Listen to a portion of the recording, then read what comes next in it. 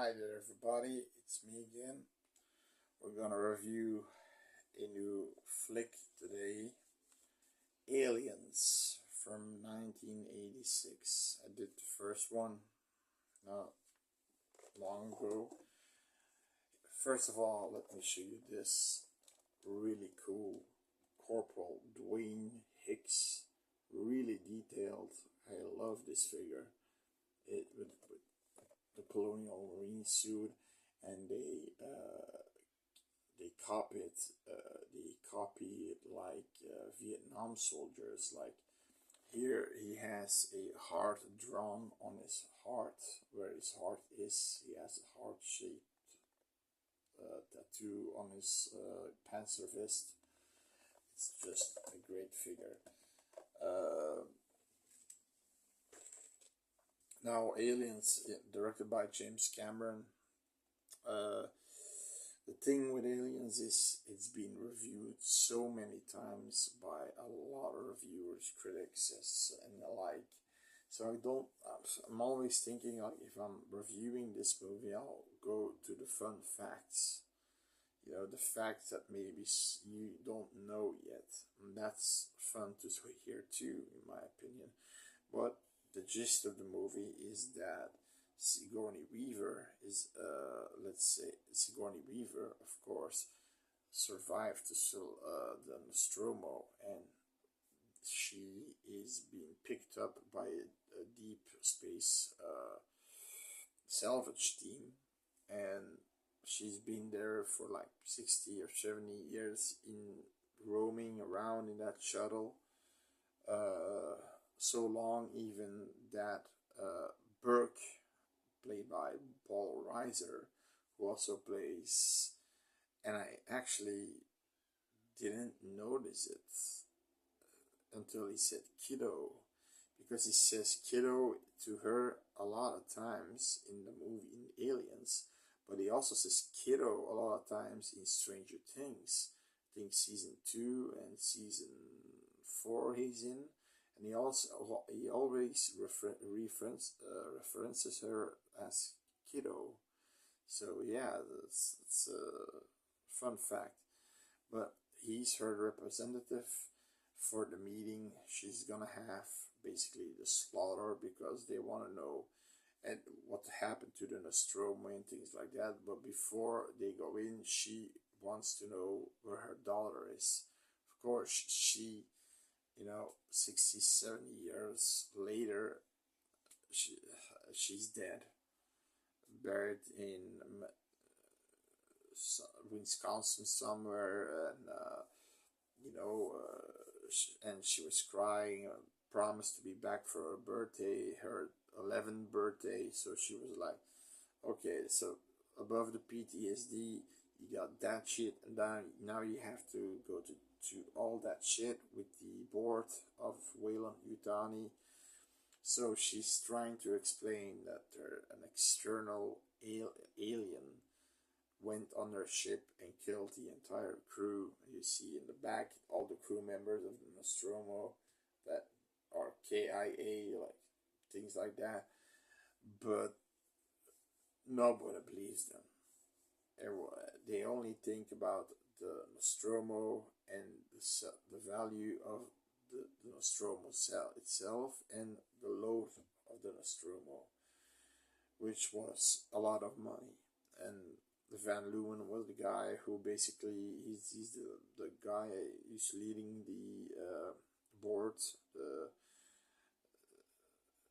and he says, okay, I heard enough. Your license as a flight lieutenant is now, indefinitely suspended, and that's for the time being it. Okay, so she goes to Van Leeuwen and says, why don't you check LV 426? I think it's 426, I'm not sure.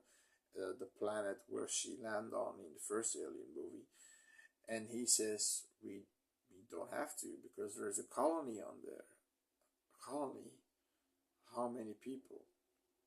250 families? And he goes, may I? Okay. She because like families, like kids, wives, couples who have so like 500 people in total maybe.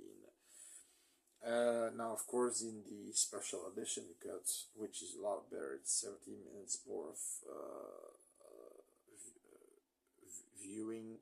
You got incredible shots, like the couple that finds the derelict ship, that eventually Burke was the one who gave them the orders to go check it out.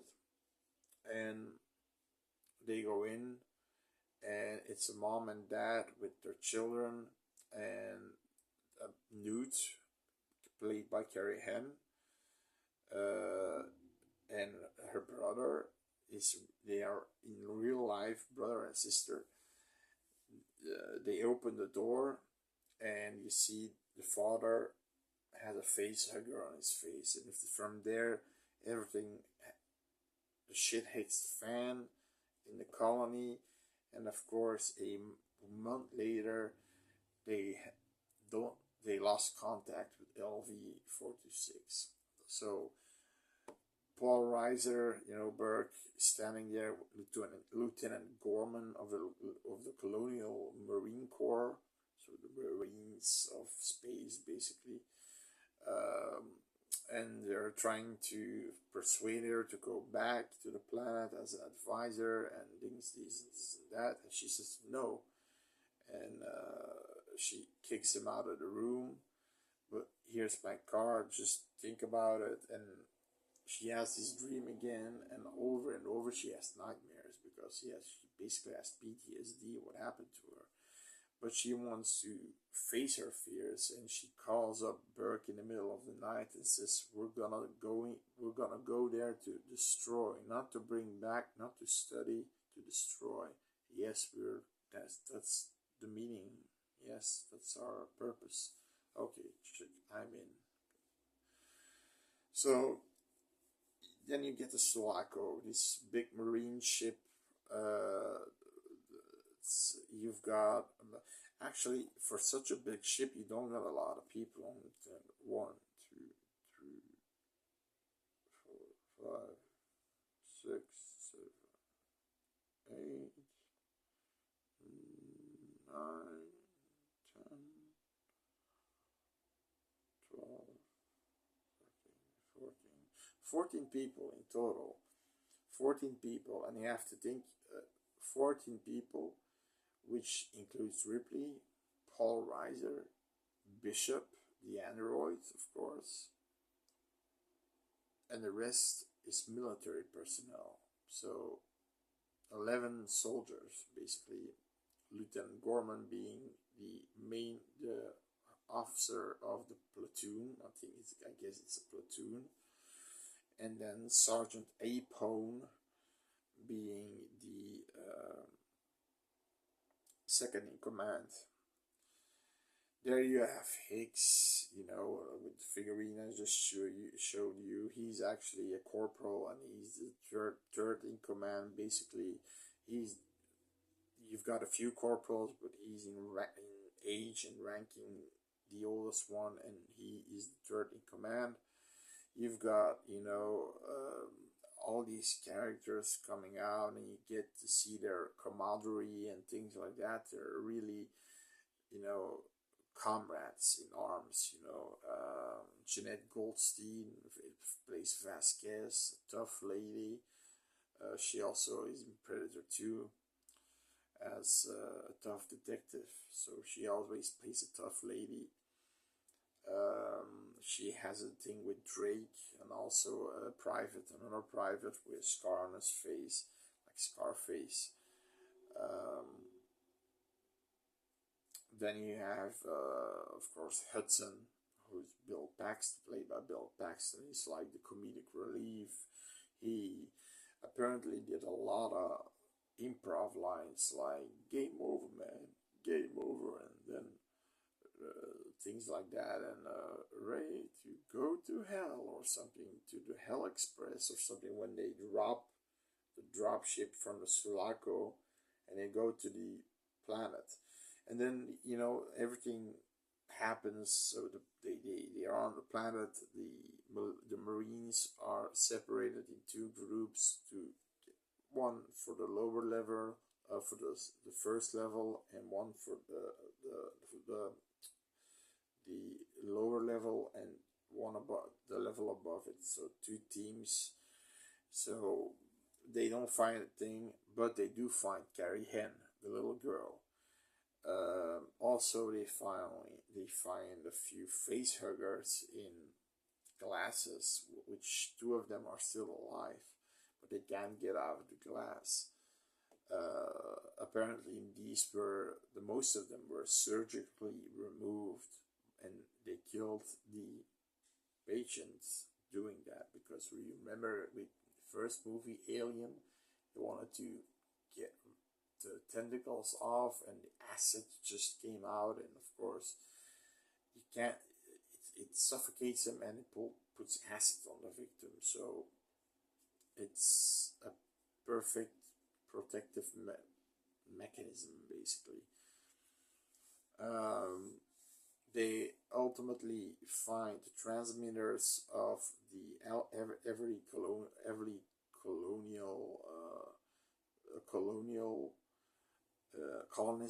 colonist has a transmitter planted in their body. We find them all hampered down in one room. They go there with they have this like a car, basically, but complete panzered car with a cannon above. It's like their version of a tank, I'm guessing. So a fast car with a tank, with two tank turrets above it, and it can get into the car and get out of the car. It's pretty cool. It's pretty cool.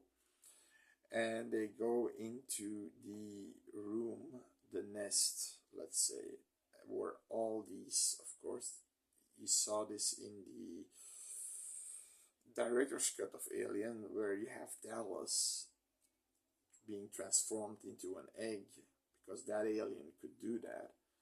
Apparently, aliens can do that if they don't have a queen. They make eggs until a queen comes out, and she does the rest. He stops making eggs, transforms people into eggs. So you have this residue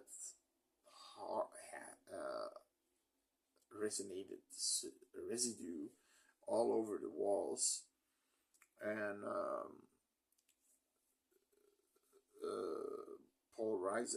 Ripley says, "Where are they?" And they say, "Yeah, in the I'm not sure what kind of room they were. They were in sort of a room that's important because it's surrounded with material that, if that gets damaged, and it explodes, it's basically a nuclear bomb that goes off. So everybody is adios, right? So they because Ripley says, "What do they fire? What do these pulse rifles fire?" M40 armor piercing bullets. Okay, armor piercing, there you got it. They just pierce armor and they go through these machines that can explode. So they have to give all the ammo. So this is already FUBAR, fucked up beyond all recognition. So they only can use flamethrowers and light weapons like pistols, and Hicks has a shotgun. He calls for close encounters, which is a cool line. Now, of course, everything starts to happen. They find one lady who's still alive, but she's saying, "Kill me, please kill me." And a face hugger comes out. You've got the first chest buster scene, the only chest buster scene of the entire movie. You see the alien popping out, and they set her on fire. Basically, then of course all the aliens are coming out of the cool thing is, so Bill Paxton has this machine that picks up life forms and is getting all these dots, and it goes faster and faster, it bleeps faster and faster, and they're so many meters apart, 50 meters, 40 meters, where are they, 20 meters, 10, 5, and they're like, where are they? They're coming out of the wall because the aliens look like a residue. They're coming out of the wall. The first one who gets it basically is a guy with a flamethrower who gets picked up. I'm not sure which soldier, and he kills in the meantime. He's shooting the flamethrower. He kills Frost, who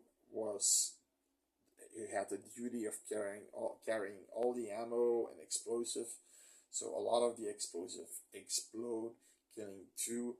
Like Wizbowski dies. I mean, you got basically this group is you got Vasquez, Hudson, Hicks. You've got Drake,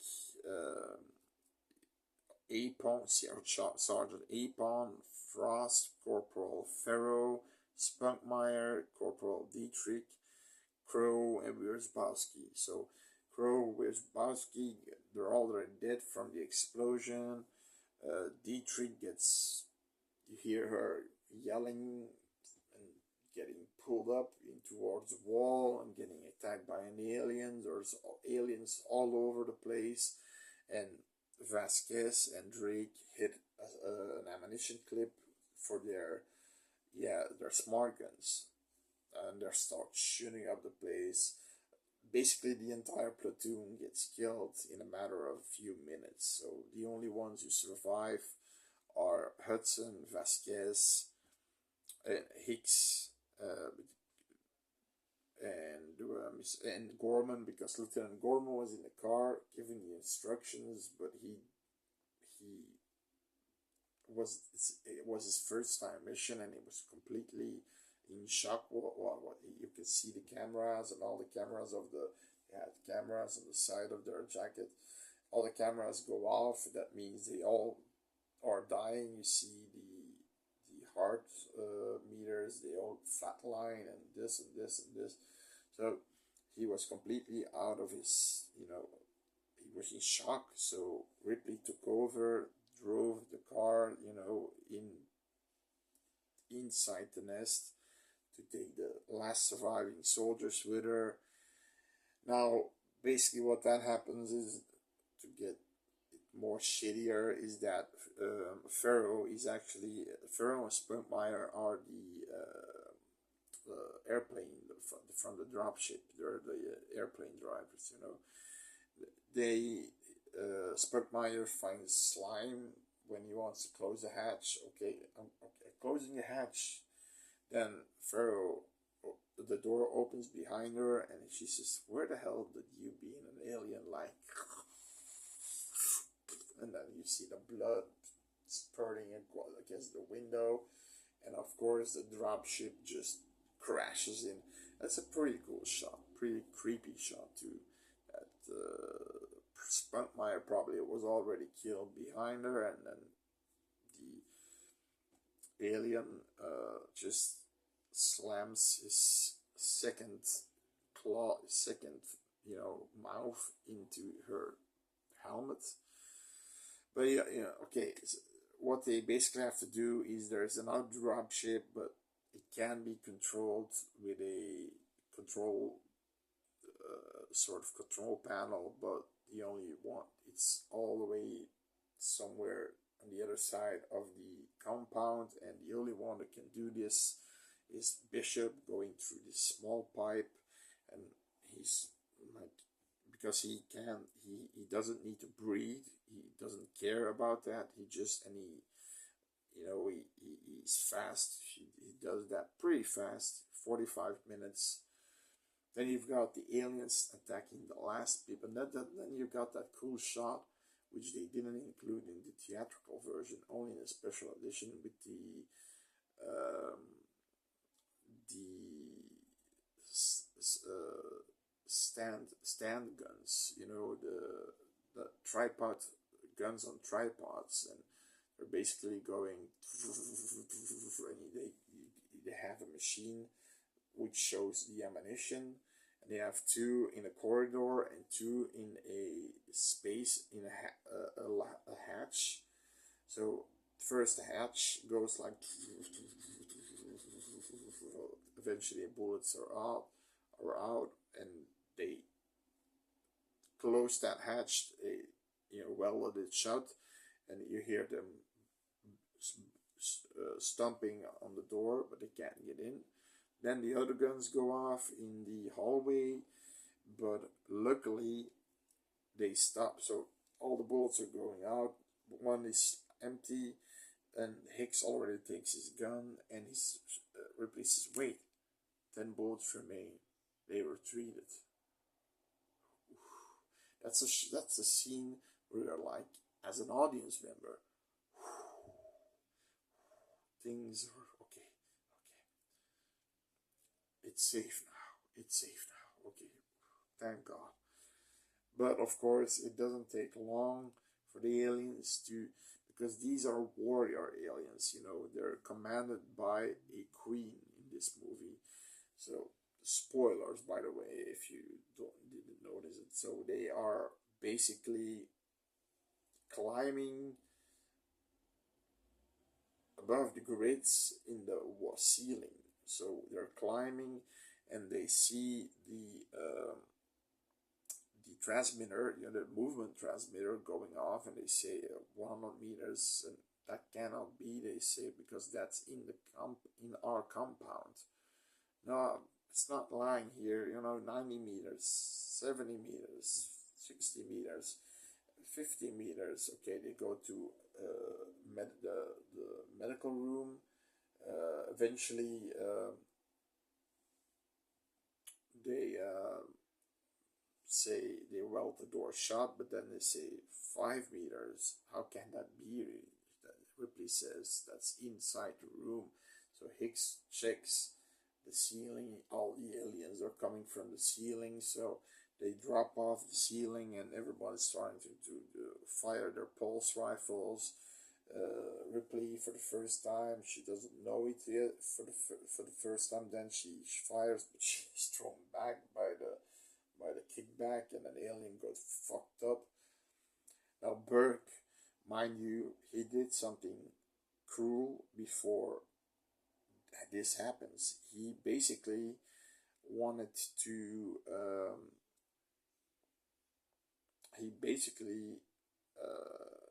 There was one option that Hicks had, and he said he's now in command because Gorman is he's still out of unconscious. Ripley says, the only plan we have is to nuke the site from orbit, from the Sulaco. Corporal Hicks goes, yeah, that's the only plan we have. And Burke is already going, oh, this station has a substantial value around it. And Ripley says, they can bill me. But he's already saying, like, we are not in position to, this species obviously is a special species that we have to study. And then there you have it already, like Ash in the first movie, the android. Then eventually she goes to sleep with Nude, but then she sees that the two remaining facehuggers are emptied in a room, broken in a room. So they're in their room. They're trying to take, the facehuggers are trying to take Ripley. She's almost getting, the tail of the thing is already taking her, but luckily she could just, the cameras are out because Burke put cameras out. So his mission basically was to impregnate Newt and Ripley, and that's how he would get them past control when they go back. So eventually they hear the fire alarm going because she can put the sprinklers on, and the remaining Hicks and Hudson come and they just, kill the face huggers, and then of course they want to kill Burke, and then this happens when the aliens are coming in their perimeter, which is a scene that I just explained, that the aliens are coming out the ceiling and they're shooting all over the place, and Hudson's like, "You want some of this? Oh, you too? Oh, you want some too?" And he gets a little bit over. He's not really paying attention, and the floor gets smashed in, and he gets pulled under, and he's the first to go. Then, of course, Hicks is taking Newt and Ripley, but Burke is going the closest door in front of them. He goes to another room, and then, of course, luckily, an alien is waiting for him. He basically is. I know in the special edition or a deleted scene that's not in the special edition, that Burke is put in a cocoon, so he's alive, but he has a chest buster in him, so he's gonna die. And Ripley actually sort of still has a heart, and she gives him a grenade. With the switch where you just gotta switch and it explodes. So if shit starts happening, he can kill himself. But the rest of the soldiers, Vasquez is the one that's behind, and she's firing the pulse rifle until she got no bullets left during this vent. And apparently at some point Vasquez used her pistol to kill the other aliens, but another alien that comes right above her just takes her, and she smashes it with her boot and fires multiple shots in it, but the acid of course splatters on her. Gorman goes back, Lieutenant Gorman, because he's unconscious at this point. Of course, he has a pistol. He shoots a pistol, clip is empty. Basically, the aliens are surrounding them. He takes a grenade, and he says, and he nods to Vasquez, and she takes, "I never liked you, Gorman." They sacrifice themselves to kill the aliens surrounding them. So now at this point, Newt falls in a duct, and you've got this sort of thing that sort of is spinning, and she falls through it, and in a sort of a sliding duct, and of course Ripley wants to get her, but Hicks says, we gotta go now, because the aliens are all after us. Okay, so it's okay. They go. Now apparently, Ripley gave a monitor watch to Newt to know where she is, and they find her. She's in this sewer-like system. Hicks start to weld the thing open, the floor open, the metal floor, and eventually they're too late. An alien took her to the hive, and she's like yelling, "They don't kill her! They don't kill her! They need her! They need her!" And Hicks says, "I believe you, but we gotta go." Eventually, they go. An alien just pops out on the elevator and opens the elevator. Hicks uses his close encounter shotgun, blasts it through the head, but of course he gets acid over him. His face like this, he's blind. I think he becomes blind at one eye. But he survives. The dropship is waiting with Bishop like he promised, and Ripley says, how much time we have? Plenty, 30 minutes, ETA. Okay, we're going back to the nest. What? and Hicks says, "You heard her. Go back." Okay, they go back. Um, she takes a flamethrower. She takes a pulse rifle. She tapes it together. She takes a hell of a lot of grenades with her, flares. She goes in the nest. So you have the elevator. She's going down the elevator, and then the elevator door opens, and she's like ready to go. Put on the flamethrower, the little flame in front of it, and she basically fires in the residue and fires the flamethrower in the residue to, of course, the hiding aliens. She puts a flare on the ground, and then, of course, like I said, the deleted scene that's not in the special edition. She finds Burke and gives him a grenade, and then eventually, so she sort of has compassion with him. So okay, for being an a-hole, okay. Uh, she eventually finds the queen, and what happens is one of the coolest things in the movie. She tries to go away with Newt, but then one of the alien eggs open. She wants to lure her in one of the that she gets a face hugger in the face. She kills the egg, the face hugger, and she starts firing the pulse rifle all over. And she starts with the pulse rifle as a grenade launcher, shooting grenades, throwing her grenade belt, blowing the shit all up.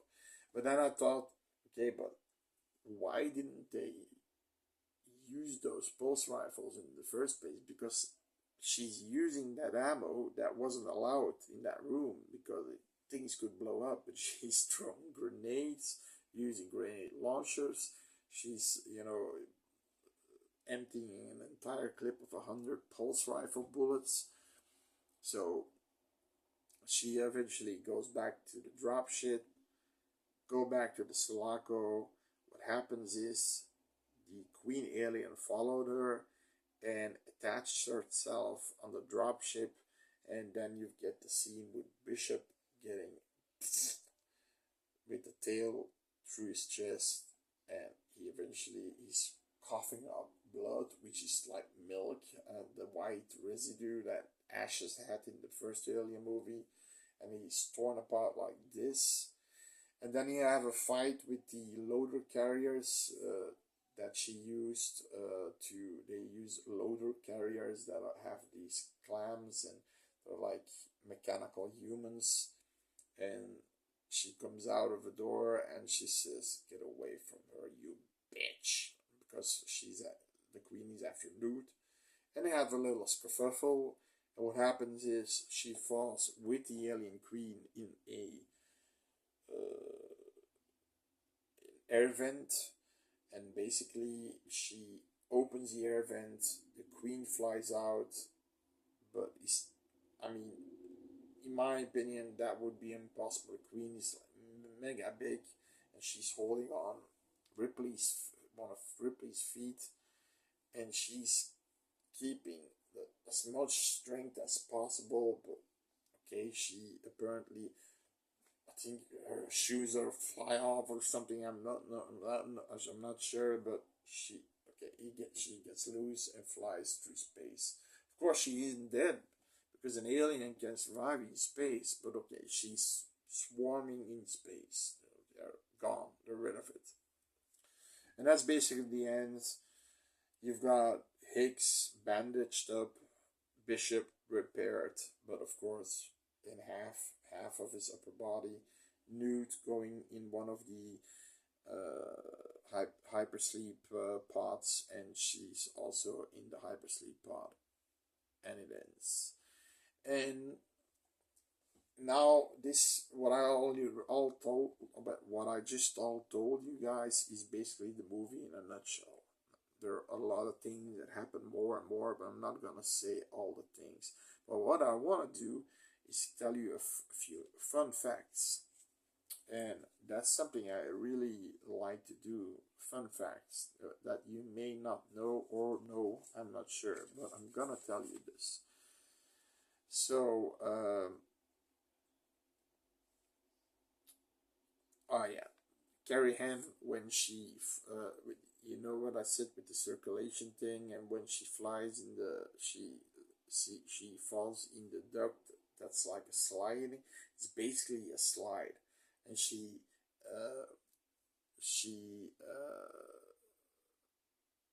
she fucked up the scenes because she liked the slide so much, and they had to do it for three, four, five, six times until James Cameron said to her, "Listen, if you do one good take, you can slide it all day long." So she did a good take and then used to slide the entire day long. She's a kid, and I'm what, 10 years old. You know, she likes slides. She did a great job. She was doing a great job. And the thing is, she never acted again after that. She became a teacher. Bill Paxton was apologizing apparently the whole time to Carrie Henn Newt because he's always swearing in her vicinity. But she said, "I don't care. I don't know even what you're actually saying and what it means. So, okay, that was no problem." But he was so kind-hearted because Bill Paxton was a stand-up guy. Even though he was sort of a douchebag in the movie, he's a stand-up guy, and of course he's dead. So rip, rest in peace, Bill Paxton, right? Um, wait, that's too long. Sorry. Sometimes I have to check these things because they have to be on, right? Lance Henriksen, also this is so fun. It's a fun fact. Lance Henriksen would quit if this movie bombed because he's always asked as a journeyman. So he's like in the Terminator. He's just a sergeant under this lieutenant, and he's not one of the main characters. And in this movie, he was more of a main character. So apparently, he was one of the favorite characters with Hicks and Ripley, of course. Hicks, Ripley, and Bishop. These three were mostly the main characters, the characters that the fans liked the most. So he, of course, kept acting. God, God, God thank for that, right? Um,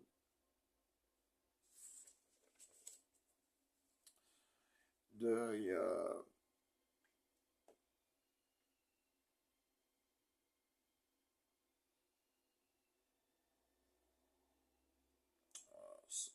oh yeah, yeah, that's a fun fact. So you've got the scene in the Sulaco when they're all eating their din dins. You've got Drake asking Bishop to do the thing with the knife, and the hand thing, the tuck tuck tuck tuck tuck tuck tuck tuck tuck tuck. And Hudson, he didn't know he was gonna do that at the last, let's say, 10 minutes. They said he took a few shots for to be brave because he was scared as shit. But he said, "I'm gonna put my hand on you, and I'm gonna do it slowly because in the film they speed it up, right? It's Bishop. I mean, Lance Henriksen can't do that so fast, but." Although he did it slowly, he nicked his pinky. He nicked his pinky. So luckily he didn't do that fast. Sigourney Weaver, to get her in this movie, they had to pay her $1 million, and then that time she was paid, I think, the highest paid actress at that time. Um, and because she got $5.5 million to come back for Alien 3, especially because she had to shave her hair off. And I mean, she earned a lot of dough, but the thing is, she's super anti-gun. She doesn't like guns. She doesn't like it. But then, of course, in the movie, she had to use guns, especially at the end, where she just does a combination of a flamethrower, pulse rifle, and fucks up every alien and alien egg and the queen and what you know. I think she did it because yeah, okay, $1 million, come on, just do me that favor, right?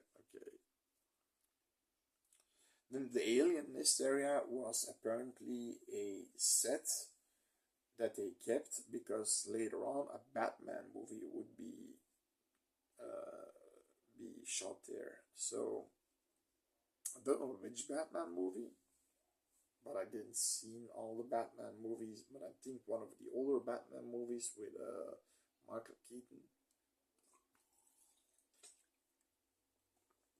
Um, but I don't know the scene or something. Now Hicks was first played by a guy named James Remar, and he was basically well, at the time they said he didn't feel it, and he didn't feel the the passion as Hicks. But it's all bullshit because later on in an interview, in a podcast interview, he said he was fired because he was taking drugs. So he was replaced with Higgs, of course, which is a lot better because he already had that fierce warriorness from the Terminator. That's from '84, I guess. Playing, Kyle Reese, also a soldier, and now he here plays also a soldier, Michael Bean. Al Matthews, that's Apone, Sergeant Apone, was really an Marine sergeant in the Vietnam War. And the cool thing is, he was the first black sergeant that was, ranked as a sergeant in the Vietnam War. He was the first black man to become that. So he had the, they, of course, it was a good thing they had somebody like that because the way he was talking, like, come on, you lazy assholes, get out of bed, yeah, you bunch of badasses. I mean, that's how they talked during, the drill sergeant and things like that, and he was a sergeant, so.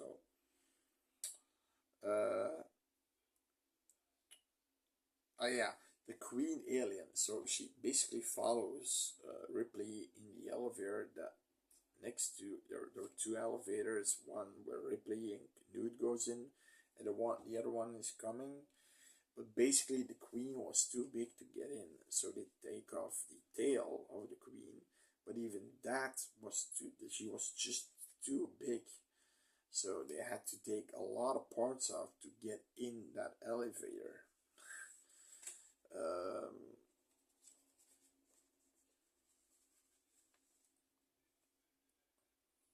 which I thought was okay.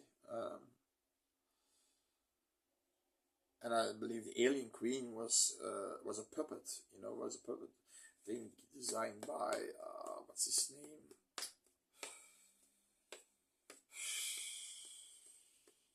Famous FX guy. Shit. That's the one thing I forgot to say. Yeah, but I just can't remember his name right now. It's on the tip of my tongue. The Alien Queen was operated by 14 to 16 people. So that's a lot of people, right? Also, James Cameron, they shot the movie in England in a studio called Pinewood, and James Cameron was fairly disliked by the crew. All the crew that worked on Aliens was the crew that worked on Alien. Now Ridley Scott, he's British, I think, and James Cameron is an American, and his wife was a producer apparently, but they didn't like him. They thought he was somebody who didn't have the experience, and eventually he made Terminator first before this, and to persuade them, he showed a screening for the Terminator to these people, and apparently the Terminator bombed in the UK, which is just crazy. I think it didn't bomb in in the United States, but in the UK it bombed, and there were people that just didn't want to show up to the screening.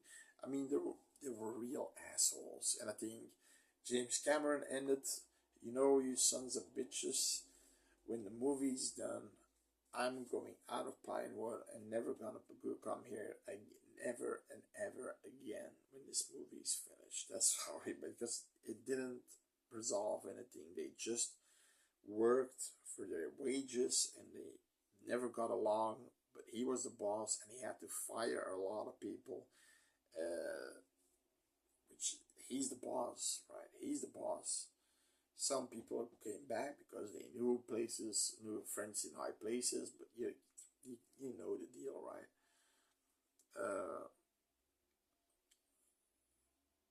So also, fun fact is that when the Sulaco, you see the Sulaco, you see all the Marines in the pods, in the hypersleep pods. They all open, but if you can see it, you can see it. But now that I know it, I see it all the time. At the end of the pods, you only got 5 pods, so you got like 14 people. Like I said, 14 pod. Oh, yeah, 14. I said right. 14 people, 14 pods. You don't see 14 pods. You see 5 pods because they didn't have the budget to build more. And what they did was put a mirror in between the 5 pods when it looked like everything opened. And if you didn't look really, if you didn't see it and you didn't see it good, you, the mirrors looked like more pods were opening, but they're just mirrors. And now that I know it, you can see the outlining of the mirror. It's a simple special effect, a cheap effect, but effective, because I didn't know that were mirrors before before I read it.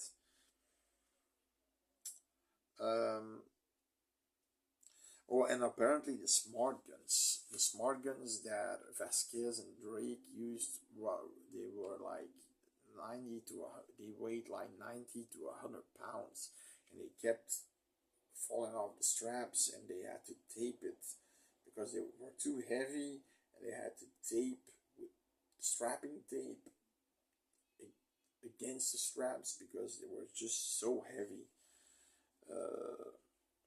Paul, that's a funny one. Paul Reiser, when at the premiere of the movie, was struck by his sister because she thought he was an asshole in the movie.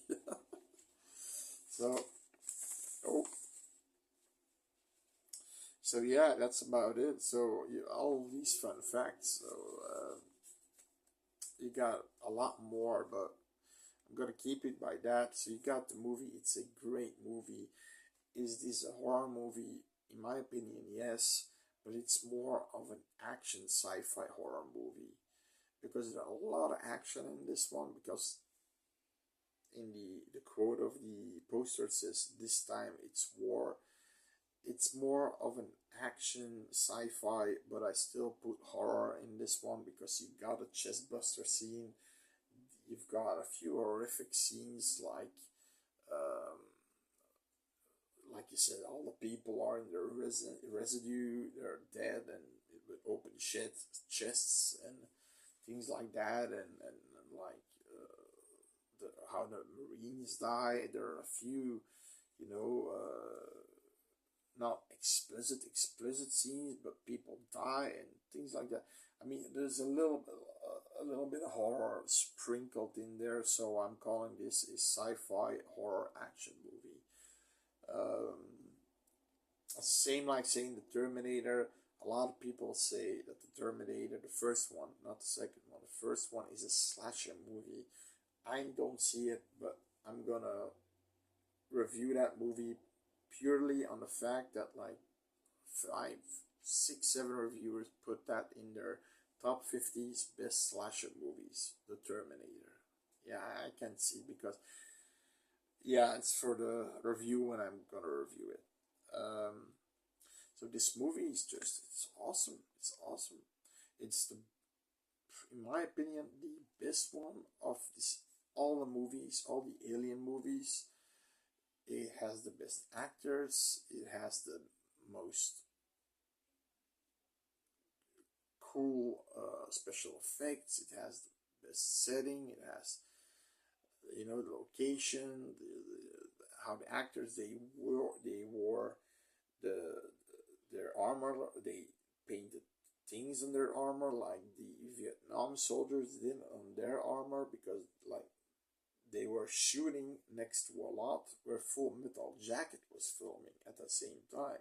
So they, after the movie, so after the work day, they drank together, the Marines of Full Metal Jacket and the Marines of Aliens. So well, it was cool, and they, Dietrich, Private Corporal Dietrich in Aliens, put Blue Angel on her helmet.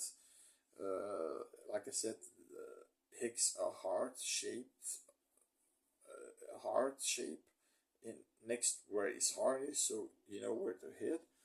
I mean, there were a lot of Louise on Hudson's outfit.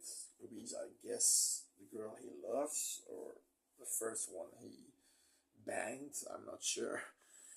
I mean, it's a great movie, great actors, great atmosphere, great tension, especially the like the multiple scenes, especially because they use that motion tracker that's really grisly. It's really grisly that, you know, hundreds of aliens are coming at you. You know that, and but you don't see them. It's just really really tense, and the guns that go off, and then you see the guns are almost the ammo is almost depleted, but then luckily 10 bullets remain. That's like a oh fuck moment, you know. So you got a lot of those scenes, a lot more of that sort of scenes. It's just great movie overall. Would I say Alien is more the slasher movie in my opinion, because he kills one alien, kills one person at a time. But here it's more action packed, but with horror elements sprinkled about. So, you know, watch the movie, because Corporal Dwayne Hicks here says you gotta see the fucking movie now. See you later.